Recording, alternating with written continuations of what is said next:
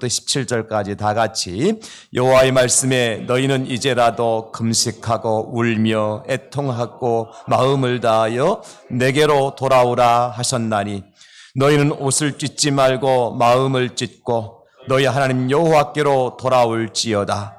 그는 은혜로우시며 자비로우시며 노하기를 더디하시며 이내가 그시사 뜻을 돌이켜 재앙을 내리지 아니하시나니 주께서 혹시 마음과 뜻을 돌이키시고 그 뒤에 복을 내리사 너희 하나님 여호와께 소제와 전제를 드리게 하지 아니하실는지 누가 알겠느냐.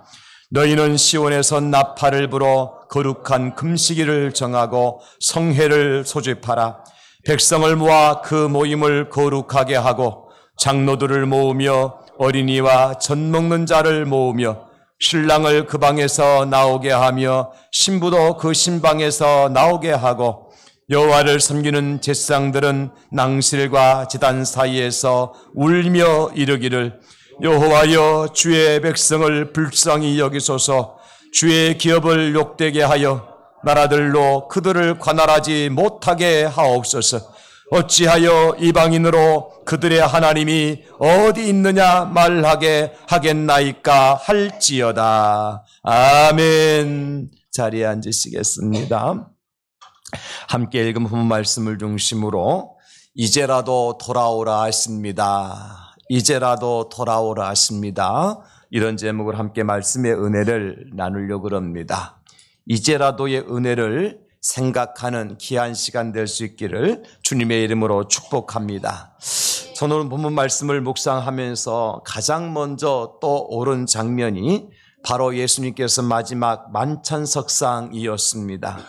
12 제자들과 함께 하시는 마지막 만찬석상에 참여한 특별한 제자가 있었습니다. 바로 가룟 유다이지요. 예수님을 은 30에 팔아먹을 작정을 하고 아무 일도 없었던 것처럼 끝까지 그 자리를 지켰던 유다. 그러나 우리 예수님은 이미 모든 것을 다 아시고 계셨습니다. 그리고 제자들과 대화를 나누시죠. 여기 있는 너희 중에 하나가 나를 팔리라. 마가복음 14장 18절입니다.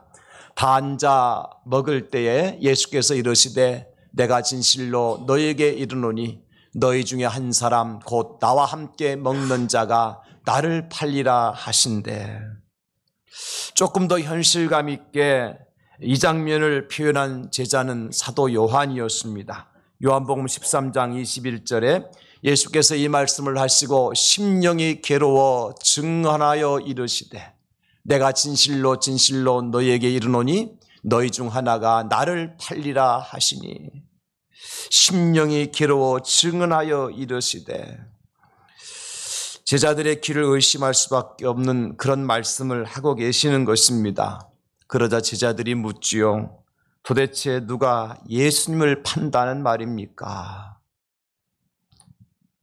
스승이신 예수님을 팔아먹을 제자가 누가 있단 말입니까?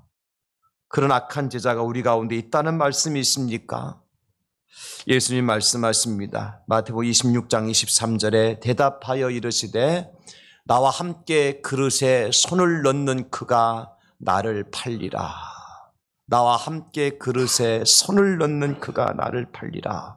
이 말씀하시고 예수님께서 떡을 떼어서 가룟 유다에게 주십니다. 무엇을 기대하셨을까요? 예수님께서 가룟 유다에게 떡을 떼어 주시면서 무슨 생각을 하셨을까요? 옛다 이놈아, 여기에 독이라도 들어있었으면 좋겠다. 너나 먹고 죽어버려라. 그런 마음이 있었을까요? 그렇지 않습니다. 유다야, 너도 나의 사랑하는 제자가 아니더냐? 이제라도 정신을 차리고 회개하면 어떻겠니? 누구나 실수할 수 있고 누구나 한두 번 잘못할 수 있단다. 그러니 이제라도 너의 잘못을 돌이키고 자백하고 내게로 돌아오면 어떻겠니? 주님의 두 눈에는 보이지 않는 이슬이 맺혀 있었습니다. 왜냐하면 당신이 당할 십자가의 고난 때문이 아니었습니다. 왜냐하면 당신이 배신당한 스승의 아픔 때문도 아니었습니다. 끝까지 돌아오지 못하는 사랑하는 제자를 바라볼 수 없었기 때문에 주님의 두 눈에는 보이지 않는 이슬이 맺혀 있었을 것입니다. 사랑하는 성도 여러분, 우리는 가룟 유다와 같은 사람은 아니었는지요? 그리고 저는 또 한 장면을 묵상하기 시작했습니다. 바로 예수님을 3번씩이나 부인을 하고 결국 예수님께 십자가 달려 돌아가시자 다시 갈릴리 바다로 그물을 둘러매고 나갔던 사도 베드로입니다. 베드로 입장에서 얼마나 불편했겠습니까? 얼마나 힘든 상황이었겠습니까? 그리고 내가 사람들에게 알려지기는 예수님의 수제자로 알려져 있었는데, 아니 그 누구보다도 예수님을 뜨겁게 내가 사랑했고 누구보다도 예수님의 사랑을 내가 독차지하다시피 했는데 내가 이렇게 무너지다니. 예수님을 3번씩이나 부인한 일이 생각나고 떠올라서 아마 스스로 견디지 못했을 거예요. 그런 무너진 자신을 이기지 못하고 잊어볼 양으로 그물을 둘러매고 바다로 나간 것은 아니었을까요? 많은 사람들이 바다에 가서 낚시를 할 때 왜 낚시를 합니까? 고기 잡으러 온 것이 아니라 너무 힘들고 어려워서 잊어보고 싶어서, 뭔가 힐링이 될까 싶어서 고기를 잡으러 온 것이 아니라 새우를 낚으러 왔다고 얘기하는 사람들이 많습니다. 아마 베드로가 그런 입장이 아니었을까 여러분? 그리고 그날 밤 진짜 베드로는 모든 것을 잊어버리고 싶어서 다른 때보다 더 열심히 그물을 내리고 올리는 그물질을 했던 것이 사실입니다. 그러나 그 결과는 어땠습니까 여러분? 허사였습니다. 불과 3년 전만 하더라도 베드로는 고기 잡는 일에 도사였습니다. 3년이 지났기 때문에 그 기술이 녹슨 것이었을까요? 그렇지 않았을 것입니다. 물을 보면 알지요. 시간을 보면 알지요. 어디에, 어느 물때에, 어느 곳에 고기가 있는지. 그런 평생 고기 잡는 일로 뼈가 굳어온 사람이지 않습니까? 불과 3년 전만 해도 말입니다. 그런데 오늘 밤은 웬일인지 단 한 마리 고기도 잡지 못했어요. 아마도 베드로는 그날 밤에 더 깊은 낙심의 수렁에 떨어졌는지도 모릅니다. 되는 거라고는 하나도 없으니 말입니다. 여러분, 우리가 그럴 때가 없잖아 있잖아요. 뒤로 넘어져도 코가 깨진다고. 왜 나에게는 이렇게 어려운 일만 생기지? 왜 나는 이렇게 고난만 받지? 하는 것마다 왜 안 되지? 그래서 낙심하고 힘들어할 때가 있을 것입니다. 빈 그물과 잡다한 수초들로 배 안에 너부러져 있는 모습을 보면서 베드로가 얼마나 허탈해했을까요? 얼마나 지쳐 있을까요? 우리 감히 짐작할 수 있지 않습니까? 그렇게 밤이 지나고 새벽 날이 새어오기 시작을 했습니다.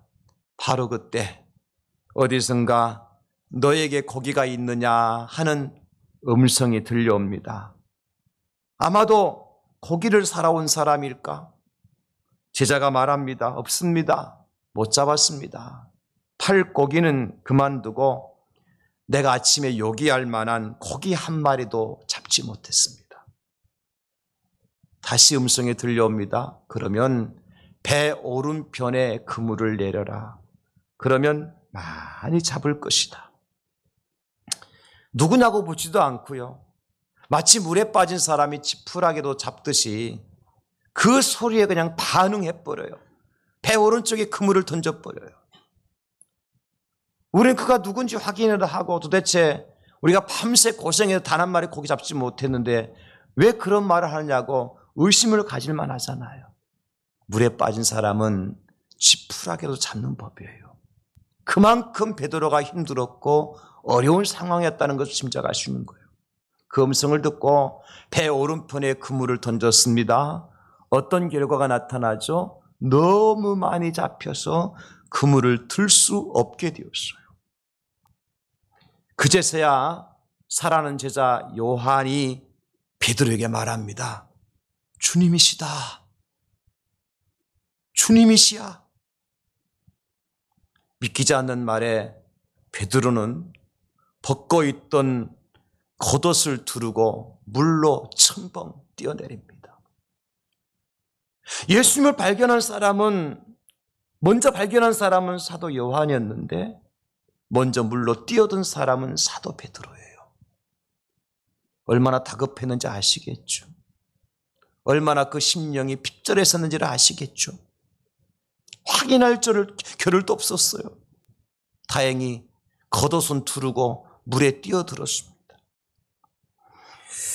육지에 도착해 보니까 정말 기가 막힌 장면이 연출되고 있었어요. 그게 뭐냐면 나는 그 주님을 모른다고 3번씩이나 부인했던 그 모닥불 앞에서, 그 여종 앞에서 주님을 3번씩이나 부인했던 그 주님께서 모닥불을 피워놓고요, 그 위에 생선을 굽고 계시고 떡을 준비하시고 제자들을 기다리고 계시는 겁니다. 그리고 예수님은 베드로에게 물으십니다. 요한의 아들 시몬아, 네가 이 사람들보다 나를 더 사랑하느냐? 무슨 말씀일까요? 베드로야, 너 얼마 전에 나를 3번씩이나 부인했지. 너는 나를 절대로 사랑할 수 없는 존재야. 나는 이미 너를 보였어. 그게 아니잖아요. 베드로야, 이제라도 좋으니 네가 나를 사랑한다고 말 한마디 해주면 안 되겠니? 베드로야, 이제라도 좋으니 네가 나를 부인하고 떠난 것을 뉘우치고 내게로 다시 돌아올 수 없겠니?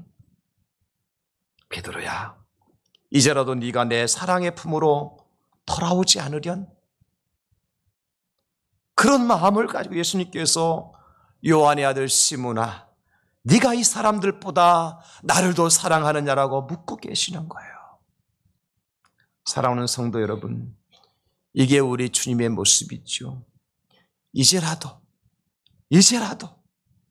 너희가 늦었다고 생각을 하고 모든 것을 포기하고 모든 일을 낙심하고 아무런 소망이 없다고 생각할 그때에 찾아오셔서 주님 말씀하시는 겁니다. 이제라도 괜찮다. 이제라도 돌아와라. 이제라도 회개하고 다시 시작해보자. 사실 오늘 저는 본문 말씀을 묵상하면서 선지자 요엘을 통해서 폭망한 이스라엘 백성을 향해 말씀하시는 주의 음성을 깊이 묵상을 했습니다. 오늘 보면 12절에 보면요, 이렇게 말씀하시잖아요. 여호와의 말씀에 너희는 이제라도 금식하고 울며 애통하고 마음을 다하여 내게로 돌아오라 하셨나니. 이제라도 내게로 돌아오라. 지금 이 말씀 누구에게 하시는 말씀일까요? 가룟 유다와 같은 저와 여러분들에게 하시는 말씀 아니겠습니까? 예수님을 3번씩이나 부인하고 저주하고 떠났던 베드로와 같은 저와 여러분들에게 하시는 말씀이 아닐까요? 이제라도 돌아오라. 그럼 여러분, 지금 이스라엘 상태가 어떤 상태인데 선지자 요엘을 통해 하나님께서는 이 여호와께로 돌아오라고 말씀하실까요? 요엘서 1장 16절로 18절에 보면 이렇게 설명을 해주고 계십니다. 먹을 것이 우리 눈앞에 끊어지지 아니하였느냐? 기쁨과 즐거움이 우리 하나님의 성전에서 끊어지지 아니하였느냐? 씨가 흙덩이 아래에서 썩어졌고 창구가 비었고 곡간이 무너졌으니 이는 곡식이 시들었음이로다. 가축이 울부짖고 소떼가 소란하니 이는 꼴이 없음이라. 양떼도 피곤하도다. 이런 어떤 상태예요? 모든 것이 끊어진 상태요. 끊어지고 끊어졌고 썩어졌고 무너졌고 아무것도 없는 상태, 공허한 상태입니다. 이런 엄청난 재앙이 왜 이스라엘에게 닥쳐온 것일까, 여러분? 전적인 부패 때문입니다. 백성의 영적 지도자인 제사장들로부터 시작을 해서요, 저 시골을 깡촌에서 농사를 짓고 있는 농부들에 이르기까지 모든 백성들이요 한결같이 하나님 말씀을 떠났어요.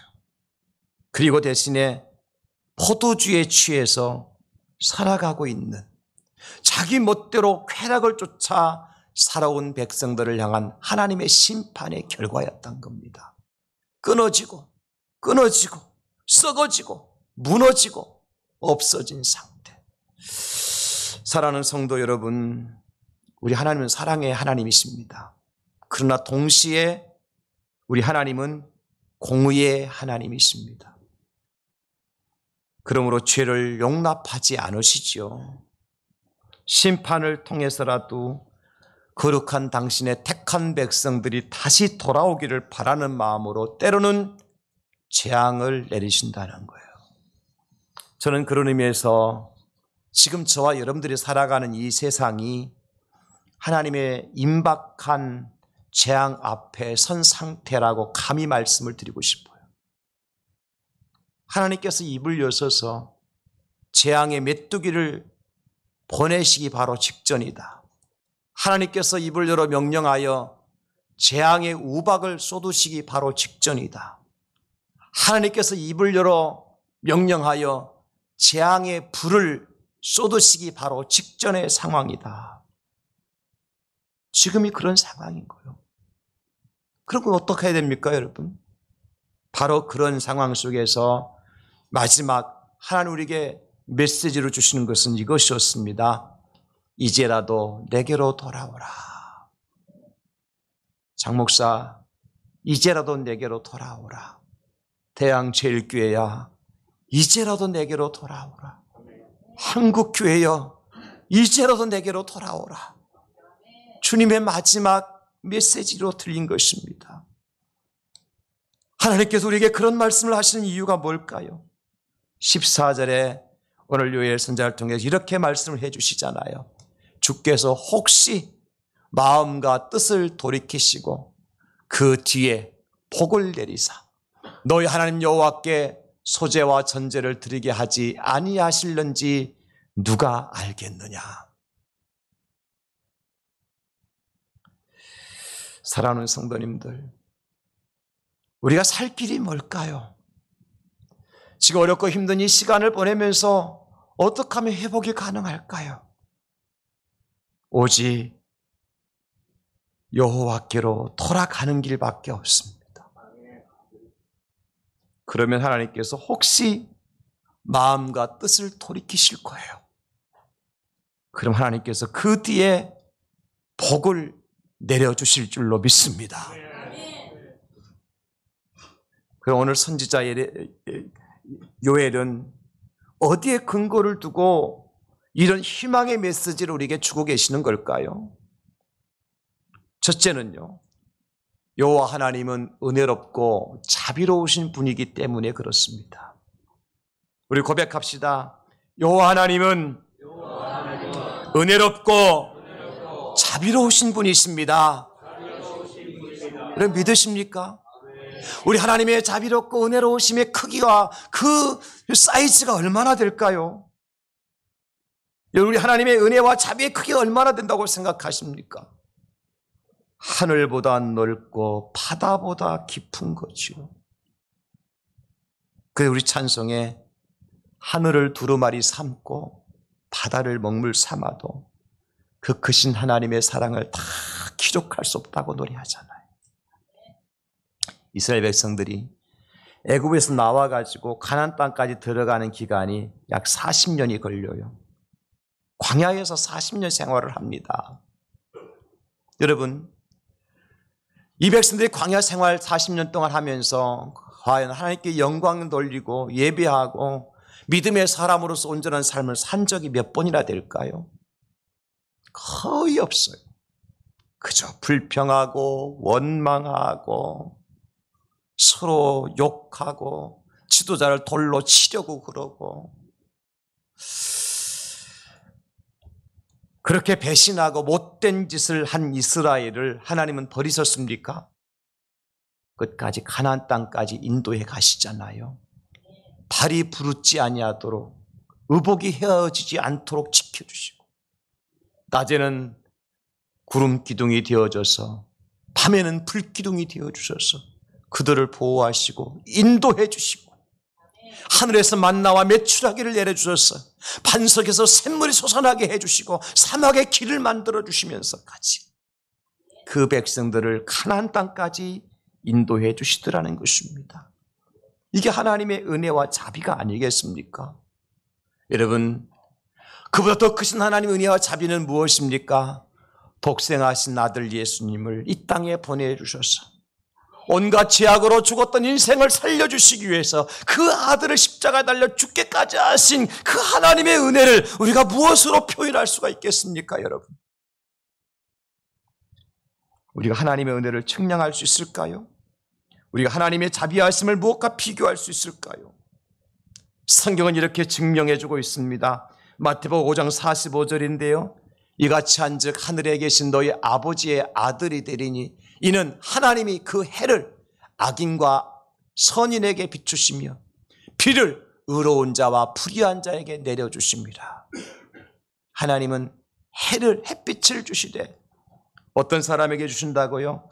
악인에게도 비춰주시고 선인에게도 비춰주시고 비를 내려주시되 의로운 자에게도 비를 주시고 불의한 자에게도 비를 주시는 하나님. 우리 같으면 어떡할까요? 아니, 어떡할까요? 우리는 어떻게 기도합니까? 하나님, 악인들은 망하게 해주시고 의인들은 살려주시옵소서. 하나님, 저 악인들은 꼬꾸라지게 만드시고 선한 자들만 흥하게 해주시옵소서. 우리가 그렇게 기도하잖아요. 근데 우리 하나님은 그런 분이 아니시더라는 것입니다. 해를 비추어 주시는데요, 선한 사람에게뿐만 아니라 악한 사람에게도 해를 비춰주시잖아요. 비를 내려주시는데, 여러분, 농사를 짓는데 참 지독하게 악한 사람들이 가끔 농사꾼 중에 있어요. 그러면 하나님께서는 어떻게 해요? 비를 내려주시는데 그 악한 사람의 밭에나 논에는 비 안 주고 착한 사람, 선한 사람에게, 정의로운 사람에게 밭에 그 논에만 비를 주신다고 할 것 같으면 얼마나 효과적으로 그들이 돌이킬 수 있겠습니까? 하나님, 그럼에도 불구하고 그리하지 아니하신 하나님.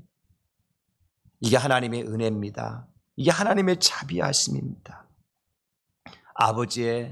아버지로부터 유산을 미리 물려받아가지고 외국에 나가서 탕진하고 돌아온 아들. 아버지가 그 아들을 어떻게 합니까? 외면하십니까? 배척하십니까? 아니잖아요. 오히려 그 탕자가 돌아온 탕자를 위해서 잔치를 베푸시는 아버지를 보면서 집에 있었던 큰아들이 뭐라 그래요? 아버지, 이게 도대체 어떻게 된 겁니까? 나는 집에서 아버지 말씀 듣고 열심히 일했음에도 불구하고 염소 새끼 한 마리 잡아주지도 않는데 모든 돈 가지고 허랑방탕 다 탕진하고 돌아온 저 사람 같지 않은 저 아들을 향해서는 아버지 살찐소를 잡아서 잔치를 하신다니요. 이게 말이 됩니까?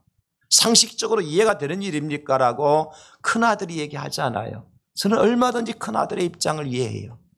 여러분, 그렇지 않습니까? 근데 아버지는 그러하시지 않더라고요. 이 아들은 죽었다가 살아온 아들이 아니냐. 잃었다가 다시 얻은 아들이 아니냐. 그래서 내가 이 아들을 위해서 잔치하는 거다. 이게 하나님 아버지의 은혜입니다, 여러분. 사랑하는 성도 여러분, 우리는 탕자와 같은 삶을 살았던 사람 중에 한 사람은 아닙니까? 우리는 베드로와 같이 주님을 부인하고 내 고집대로 내 살겠다고 말씀을 내팽개치고 살았던 인생은 아닙니까? 우리는 가룟 유다처럼 그렇게 우리를 사랑하신 주님을 배신하고 돈 주고 주님 팔아먹고 명예 주고 주님 팔아먹고 쾌락을 주고 주님 팔아먹었던 그러한 가룟 유다와 같은 인생은 아닙니까? 그런 저와 여러분들을 향해서 주님께서 말씀하시는 것입니다. 내게로, 이제는 내게로, 오늘이라도 내게로 돌아오면 안 되겠니? 우리는 뭐라 그럴까요? 이제 늦었어요, 주님. 내가 너무 먼 길을 떠났네요. 어떻게 이 누추한 몸을 가지고 주님께로 돌아갈 수 있단 말입니까? 어떻게 이 더럽고 초한 모습으로 다시 주님께 돌아갈 수 있단 말입니까? 부끄러워서 못하겠어요. 그러나 성경은 뭐라고 말씀하십니까? 하나님은 은혜롭고 자비로우신 분이시다. 그 은혜와 자비를 의지하고 여러분 다 주님께로 나가서 주님의 은혜를 덧입고 이제라도 돌아와서 주님과 함께 회복시켜 주시는 하나님의 은혜를 체험한 우리 성도님들 될 수 있기를 예수님의 이름으로 축원합니다. 두 번째로는요, 여호와 하나님은 노하기를 더디하시는 분이기 때문입니다. 우리 한번 선포합시다. 우리 하나님은 노하기를 더디하십니다. 참아 기다려주시는 분이라는 거예요. 얼마나 참으시나. 천사가 아브라함에게 찾아와서 소돔과 고모라 성의 죄악의 관영에서 그 소돔과 고모라 성을 불과 유황으로 멸망시키겠다고 말씀하셔요. 아브라함이 뭐라 그럽니까? 안 됩니다. 그 소돔과 고모라 성에 내 사랑하는 조카가 살고 있습니다. 부탁드릴게요. 그 소돔과 고모라 성 속에서 의인 50명이 있다면 그래도 멸하시겠나이까? 하나님 뭐라고 말씀하세요? 의인 50명을 찾는다면 절대 멸하지 않지. 아브라함이 찾아보아도 찾지를 못해요. 죄송합니다. 50명은 안 되겠네요. 45명 있으면 어떡하시겠어요? 그래, 45명 있으면 내가 멸하지 않아. 40명은요, 30명은요, 20명은요, 10사람이 있으면 어떡하시겠어요? 내가 그 땅을 멸하지 않지. 아마 하나님은 기다리셨을 거예요. 아브라함의 입에서 5사람 있으면요, 2사람 있으면요, 거기 의인 1사람 롯이 있는데요 라고 말했더라면 어쩌면 하나님은 그 의인 롯 1사람 때문에 멸하지 않겠다고 말씀하실 그러한 기세였어요. 결국 의인 10사람이 없어서 멸망한 소돔과 고모라 성이지만 우리 하나님은 그렇게 기다려주시고 그렇게 찾아주시는 분이잖아요. 사랑하는 성도님들, 저와 여러분 지금까지 신앙생활을 해오면서 여기까지 살아오시면서 과연 우리는 내가 행한 대로 다 벌을 받았나요? 내가 잘못한 대로 다 심판을 받았나요? 저를 보면요, 지금 이 순간까지도 하나님이 참아 기다려주시는 것이 기적과 같아요. 얼마나 기적과 같으냐면요, 하나님 안 계신 것 같아요. 왜? 계셨더라면 장 목사 이렇게 살려주실 리가 없는데 그 정도로 하나님 참아 기다려주신다는 거예요. 하나님 그 정도로 심판을 더디하신다는 거예요. 이게 하나님의 은혜가 아닙니까? 예수님을 잡기 위해서 로마 군병들과 제사장들이 보낸 그러한 이제 종들이 칼과 몽치를 가지고 예수님 기도한 동산에 올라왔어요. 베드로가 화가 나서 그 종의 제사장 말고라는 종의 칼을 빼서 그 종의 귀를 쳐서 떨어뜨립니다. 예수님 베드로에게 말씀하십니다. 베드로야, 내 칼을 도로 칼집에 꽂아라. 칼을 가진 자는 칼로 망하는 법이다. 내가 지금 하늘을 명하여서 천사들을 명하고 12군단 더 되는 군사들을 이곳에 내려보내도록 하시고 불로 이들을 살라서 이들을 다 없이 하지 못할 줄로 아느냐? 그리한다면 내게 이루어지겠다고 말씀하신 하나님의 말씀이 어떻게 이루어지겠느냐? 그 마지막 하신 말씀은 이거예요. 이것까지도 참아야 되느니라. 주님이 참으신 거예요.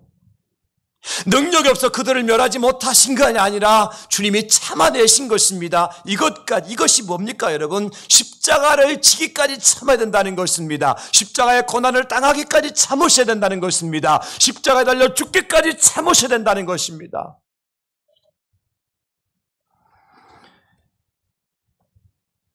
마태복음 13장 29절 30절에 보면 참 귀한 말씀이 나옵니다.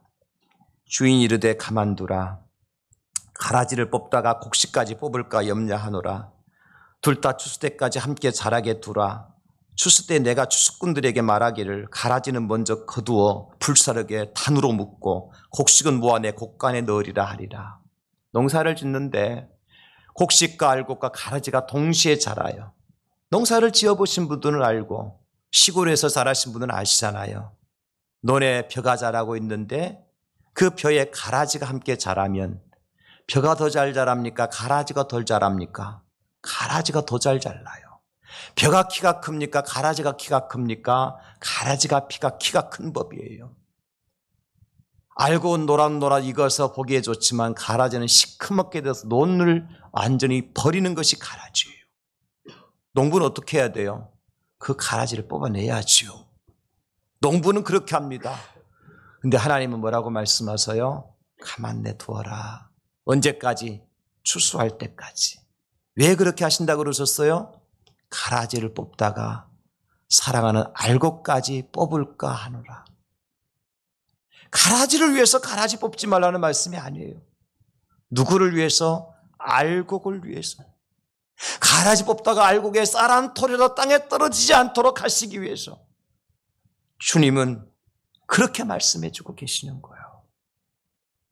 사랑하는 성도님들, 어쩌면 우리가 가라지 역할을 하고 있는지도 모르죠. 그러나 그 가라지조차 뽑지 아니하신 하나님의 은혜, 여러분 노하기를 더디하시는 하나님의 은혜, 그것 때문에 저와 여러분들이 이 자리에 있는 것 아니겠습니까? 우리는 지금 세상에 돌아가는 모습을 보면서 할 말이 많습니다. 악인들이 번성하는 것을 보면서 분노가 치밀기까지 합니다. 하나님 왜 그냥 내버려 두느냐고, 저 악한 자들을 왜 그냥 지켜만 보고 계시느냐고, 정말 하나님의 공의가 살아있는 게 맞느냐고 말입니다. 그러나 하나님께서는 왜 그냥 지켜만 보시는 걸까요?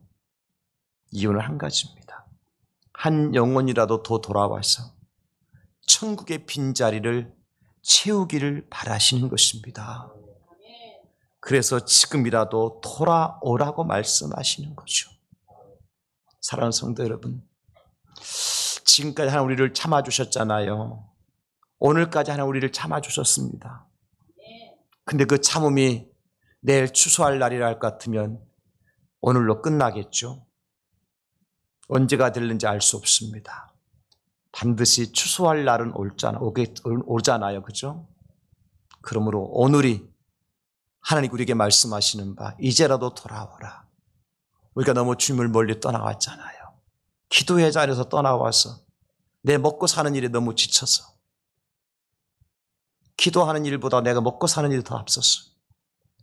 말씀을 전하는 일보다 내가 더 먹고 사는 일이 더 앞섰어. 이웃을 내 몸처럼 사랑하는 일보다 내 몸을 치장하기에 더 앞서서 하나님의 말씀을 너무 멀리 떠나오진 않았습니까? 다시 돌아가야지요. 여러분이 첫사랑을 회복하셔야지요. 여러분 처음 예수님 만났을 때 그 처음 열정과 결단 다시 되새겨야 되지요. 그렇지 않고는 이 나라 소망 없습니다. 누구 탓하지 마십시오. 내 탓입니다. 장 목사 탓이고 우리 교회 탓이고 한국 교회 탓입니다. 정말 이제라도 돌아올 때가 되었어요. 어떻게 해요? 금식하고 울면서 마음을 찢으면서 애통하면서 진실한 마음으로 우리 한국 교회가 주님께로 돌아올 때, 저와 여러분들 주님께로 돌아설 때 하나님은 뜻을 돌이키사 재앙과 심판 가운데서 우리와 우리 가정과 우리 교회와 이 나라 이 민족을 반드시 구원해 내실 줄로 믿습니다. 그 이유가 세 번째입니다. 여호와 하나님은 인애가 크셔서 용서해 주시는 분이기 때문에 그렇습니다. 따라서 합시다. 여호와 하나님은 인애가 크셔서 용서해 주십니다. 용서해 주십니다. 용서해 주십니다.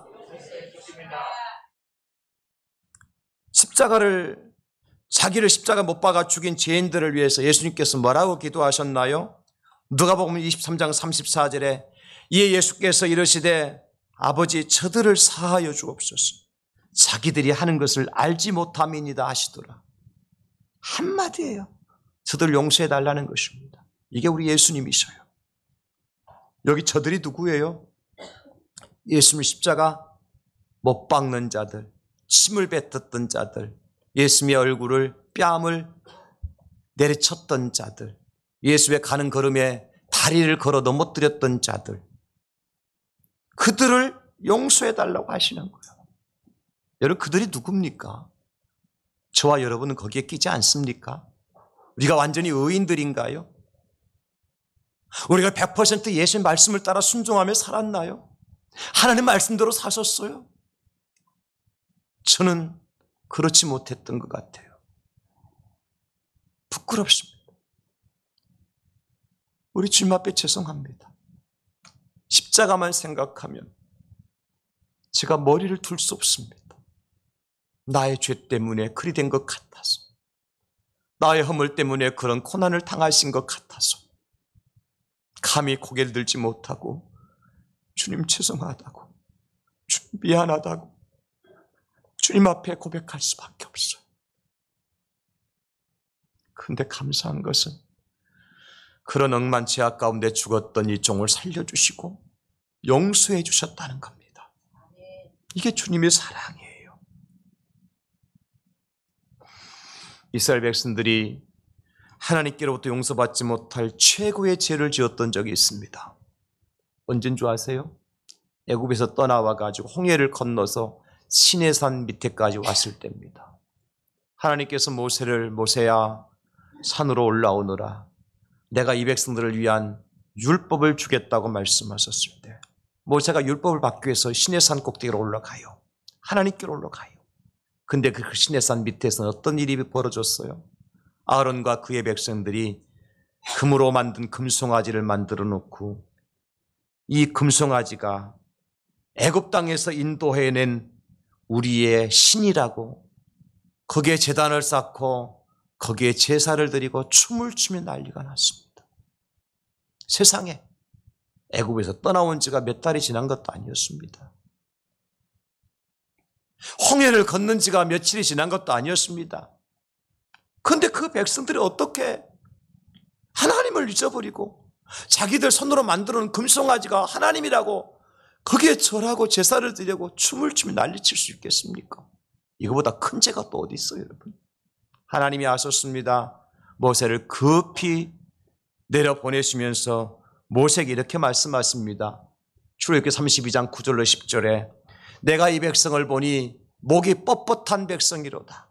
그런즉 내가 하는 대로 두라.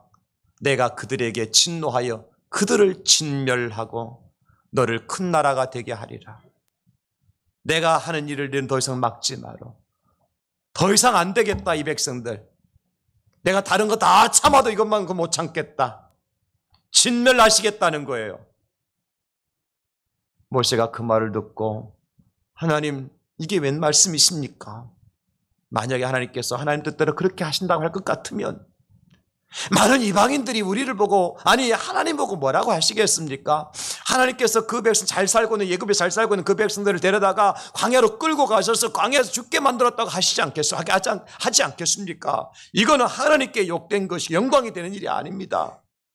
우리가 잘해서 살려달라는 것 아닙니다. 하나님께서 모세의 기도를 듣고 진멸하는 것을 거두시지요. 모세가 내려와서 보니까요, 가관이 아닌 거요, 들고 왔던 두 돌판을 그들에게 던져서 깨트려 버립니다. 화가 났어. 하나님은 참아도 모세는 못 참았죠. 그리고 모세는 레위 사람들을 시켜서 칼을 들고 그들을 쳐서 죽이라고 명령합니다. 하나님이 죽인 것이 아니라 모세가 명령해 죽이게 만들어요. 3,000명가량이 죽임을 당해요.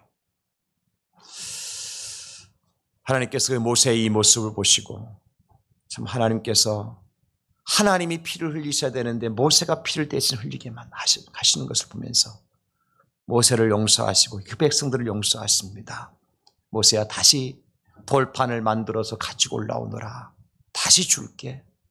모세가 돌판을 깎아 다시 들고 시내산으로 올라갈 때 시내산 꼭대기에서 이런 음성이 들려옵니다. 출애굽기 34장 6절로 7절입니다. 여호와께서 그의 앞으로 지나시며 선포하시되 여호와라 여호와라, 자비롭고 은혜롭고 노하기를 더디하고 인자와 진실이 많은 하나님이라. 인자를 천대까지 베풀며 악과 과실과 죄를 용서하리라. 그러나 벌을 면제하지는 아니하고 아버지의 악행을 자손 3, 4대까지 보응하리라. 여러분, 악행은 3, 4대까지, 은혜는 1000대까지 베풀어 주신 분이 하나님이십니다. 차이가 나잖아요. 우리 같으면 악행은 1000대까지 멸하고 은혜는 3, 4대까지 준다 하더라도 우리가 뭐라고 할 말이 있겠습니까? 하나님은 그리하지 않으셨어요. 인자는 1000대까지, 죄는 3, 4대까지 끝나버리시겠다는 겁니다. 우리 하나님은 우리를 용서해 주시는 분이셔요. 용서받지 못할 죄가 없어요. 예수님께서 한 번은 제자들이 예수님께 그럼 몇 번이나 용서해 주면 될까요, 우리가? 그러니까 예수님께 제자들이 이렇게 말씀하십니다. 마태복음 18장 22절에 예수께 이르시되 내게 이르노니 7번뿐 아니라 7번을 70번까지라도 할지니라. 제자들이 7번 해주면 될까요? 3번도 아니고 7번은 대단한 용서입니다. 여러분, 여러분에게 혹시라도 마음에 상처를 주고 힘들게 한 분이 계시는데 한번 용서해 주지. 다음에 또 똑같은 짓을 하면 지난번 용서엔 또 그러네고 인간도 아니구만. 그냥 한번 또 봐주자. 3번까지 가는 사람은 성인이며 성인. 근데 제자들은 7번까지 얘기하니까 예수님께 몇 번이 말씀하세요? 490번. 몇 번까지 용서해 주라고 말씀하세요? 490번. 이거 안 하면 그리스도인 아닙니다, 여러분. 왜? 예수 말하고 그러셨잖아요. 제가 단언컨대 490번까지 용서 안 하는 사람은 그리스도인이 아니고 천국 못 갑니다. 왜? 예수 그렇게 하시라고 하셨잖아요. 말씀대로 안 하고 믿는다고 천국 갑니까, 여러분? 천만의 만만의 말씀입니다. 말씀대로 믿는 사람이 천국 갈 줄 믿으시기 바랍니다. 행함이 없는 믿음은 죽은 믿음이라고 야고보서 사도가 분명히 말씀하셨잖아요. 우리 주님은 우리를 용서해 주시는데 몇 번까지요? 490번까지 용서해 주신 거예요. 그러니까 장 목사가 이 자리에 서 있을 수 있는 것이고 여러분들이 그 자리에 앉아 계실 수가 있는 겁니다. 만약에 489번까지 용서해 줬다면 우리는 이 자리에 없을 수도 있어요. 그렇다니까요. 왜 우리가 이제라도 그러면 그 주님께로 용서한 주님께로 돌아서야 되느냐? 호세 6장 1절입니다. 여러분 같이 한번 읽겠습니다. 시작. 오라 우리가 여호와께로 돌아가자. 여호와께서 우리를 찢으셨으나 도로 낫게 하실 것이요 우리를 치셨으나 싸매어 주실 것임이라. 아멘. 하나님 우리를 치셨지만 낫게 해 주실 것입니다.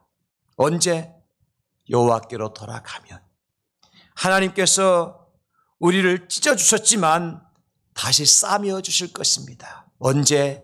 여호와께로 돌아갈 때. 사랑하는 성도님들, 사실 우리는 지금 너무 하나님께로부터 너무 멀리 떠나온 것 같습니다. 하나님을 사랑하는 감동이 살아있습니까? 열정이 살아계십니까? 2025년도 시작하고 1월달 한 달 지났습니다만은 2025년 새해 첫 주간에 결심하고 결단했던 것들 아직도 살아있습니까? 뭉클뭉클 나를 움직이고 내가 이렇게 결심하고 결단했던 것 아직도 살아있습니까? 그런 분들이 얼마나 계실까요? 한 달도 다 채 지나지도 않았는데 우리가 다 까먹지는 않았습니까?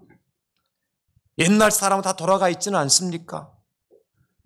정직한 영을 새롭게 하소서. 내가 날마다 새롭게 되기를 원합니다 고백했지만은 옛사람을 벗어버리고 그리스도 예수의 옷을 입고 새사람이 되기로 결정하고 결단했지만 지금 우리가 결심이 그 결단대로 얼만큼 살아가고 있습니까? 그만큼 멀리 떨어져 있지는 않습니까? 그래서 이제는 다시 여호와께로 돌아갈 때가 되었다는 것입니다. 우리 하나님이 은혜롭고 자비하신 분이심을 믿는 분들마다 우리 하나님이 노하기를 더디하셔서 지금까지 참고 기다렸다는 사실 믿는 사람들마다 우리 하나님이 용서하시는 사랑의 주님이라는 사실 믿는 사람들마다 다시 돌아올 기회를 얻을 수 있는 겁니다. 돌아가면 돼요. 늦지 않았어요. 후회하지 말고 돌아가십시다. 그럴 때 어떤 일이 일어날까요? 이 말씀 한 절 같이 읽고 말씀 마무리합니다. 스가랴 1장 3절 시작. 그러므로 너는 그들에게 말하기를 만군의 여호와께서 이처럼 이르시되 너희는 내게로 돌아오라. 만군의 여호와의 말이니라. 그리하면 내가 너희에게로 돌아가리라. 만군의 여호와의 말이니라. 아멘. 하나님 아버지, 이 시간